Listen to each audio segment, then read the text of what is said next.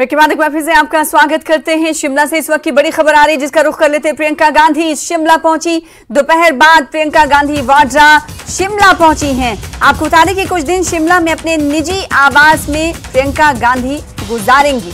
इस वक्त की बड़ी खबर आपको बता दें कि शिमला से आ रही है। प्रियंका गांधी वाड्रा शिमला पहुंची हैं। कुछ दिन शिमला में अपने निजी आवास में रुकेंगी और इस दौरे को लेकर क्या राजनीतिक पहलू है इस पर अभी कुछ कहा नहीं जा सकता क्योंकि निजी दौरा उनका बताया जा रहा है।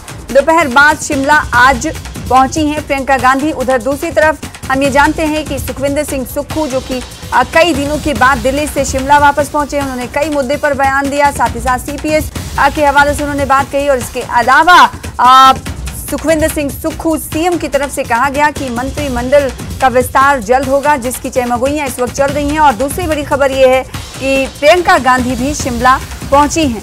दोपहर बाद प्रियंका गांधी शिमला पहुंची, कुछ दिन शिमला में अपने निजी आवास में गुजारेंगी।